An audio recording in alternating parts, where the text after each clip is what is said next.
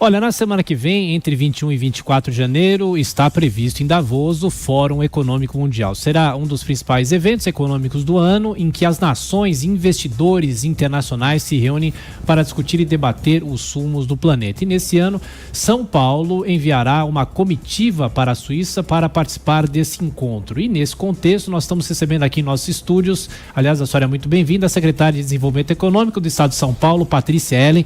Secretária, bom dia, obrigado pela presença aqui nos estúdios do Jornal da Manhã. Bom dia, Thiago, bom dia, Kalina, bom dia, Vila, Constantino e todos os ouvintes que acompanham aqui a Rádio Jovem Pan e a TV Jovem Pan agora também. Então, estou muito feliz de estar aqui com vocês hoje. Obrigado. Secretária, quando se fala no fórum, se pensa nos países, os países que mandam representantes, mas como é representar um Estado em um evento como esse? É muito importante para a gente, né? Porque São Paulo tem, se fosse um país, seria a 21ª economia do mundo.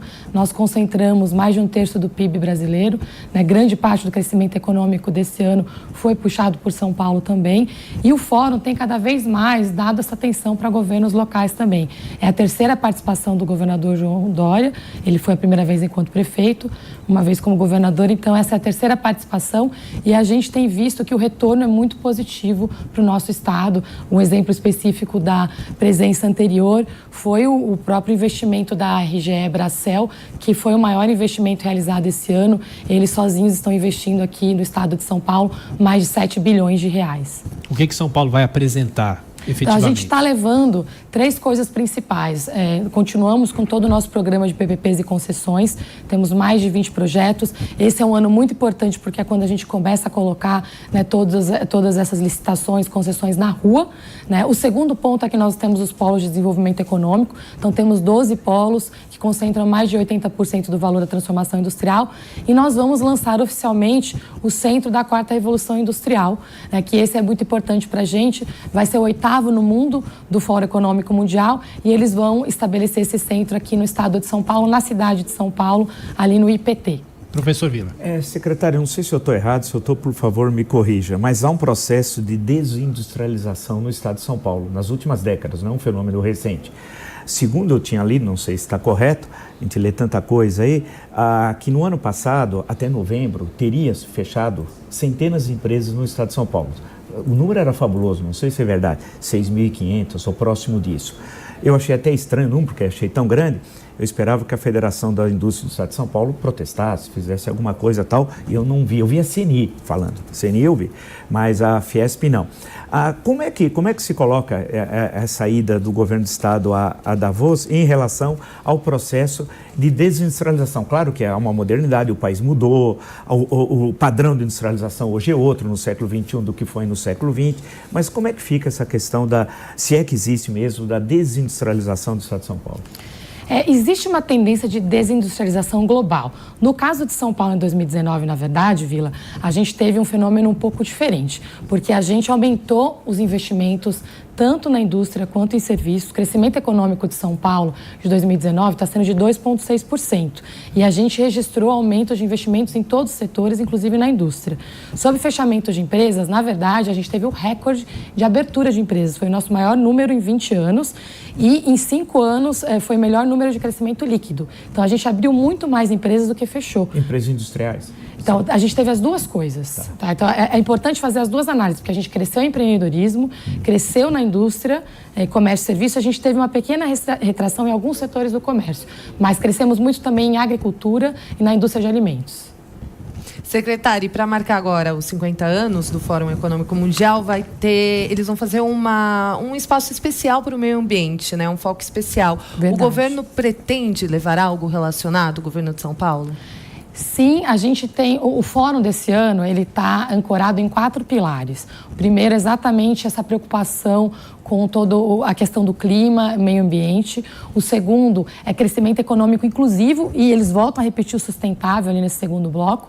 O terceiro são as novas tecnologias, por isso que o Centro da 4ª Revolução Industrial é tão importante para a gente. E o quarto é como é que a gente amarra tudo isso para rever os nossos princípios com relação à educação, empreendedorismo e geração de empregos. Na parte de meio ambiente, São Paulo tem um papel fundamental. Nós temos a maior faixa contínua de Mata Atlântica do Brasil, nós temos temos um estado hoje que tem desmatamento negativo, estamos reforçando o nosso compromisso com o Acordo de Paris e tem sido feito um trabalho bastante importante da Secretaria de Infraestrutura e Meio Ambiente com relação a reforçar todo o compromisso de São Paulo com relação a essa questão. Em todas as nossas missões internacionais no ano passado, nós fizemos 7.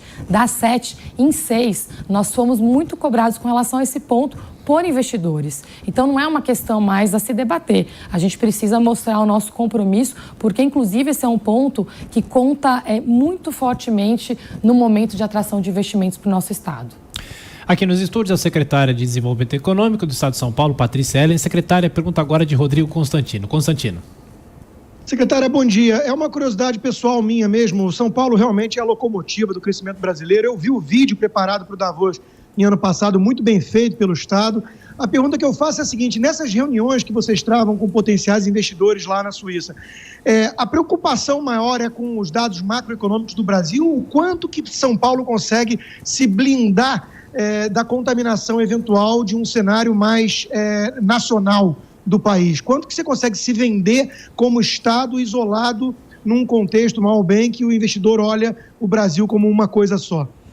Rodrigo, essa foi a nossa maior mudança de rumo nesse ano, e aí se deve muito ao trabalho do secretário Júlio Serson, da Secretaria de Relações Internacionais, junto com o governador. Quando a gente mostra aquele vídeo mostrando o que São Paulo é para o mundo, a gente mostra a mesma coisa. São Paulo é a Califórnia brasileira, só que a gente não contava essa história claramente, a gente tinha até um problema de narrativa, sempre foi, mas a gente nunca contou claramente para os investidores isso. Então, o que a gente viu em Davos no ano passado, e nas 7 missões que a gente participou, foi uma mudança clara. Os investidores entendem em São Paulo hoje claramente.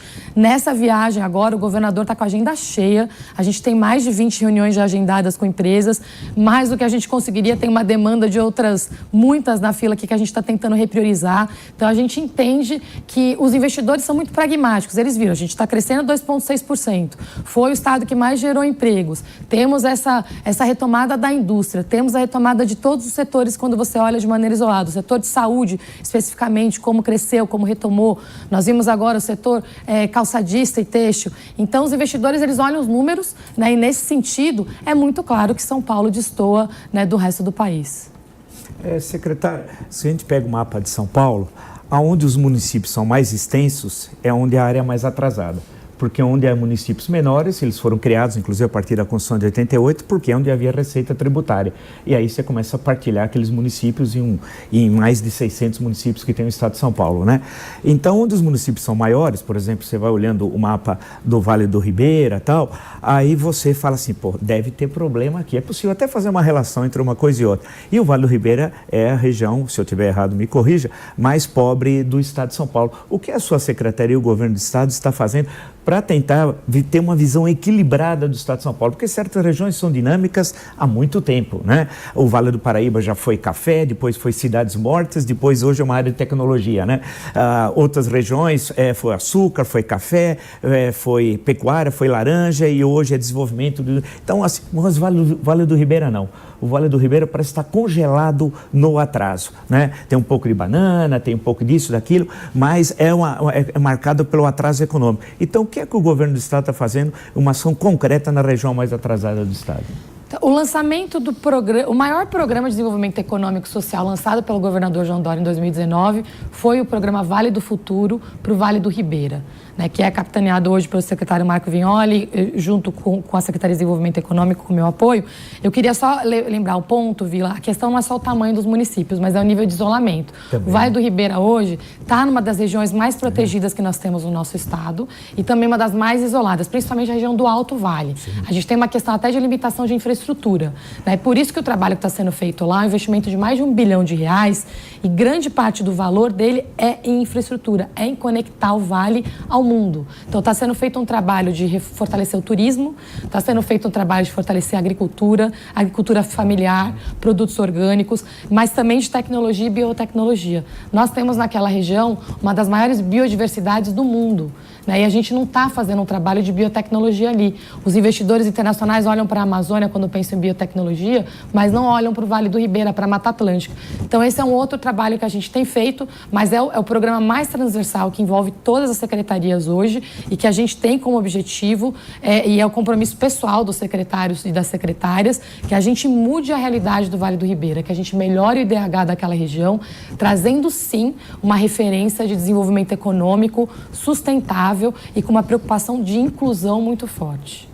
Secretária do Desenvolvimento Econômico do Estado de São Paulo, Patrícia Ellen, mais uma vez, muito obrigado pela visita aqui aos estúdios do Jornal da Manhã da Jovem Pan e boa sorte no fórum que começa no dia 21. Até a próxima. Muito obrigada pelo convite, agradeço a todos novamente. Obrigada.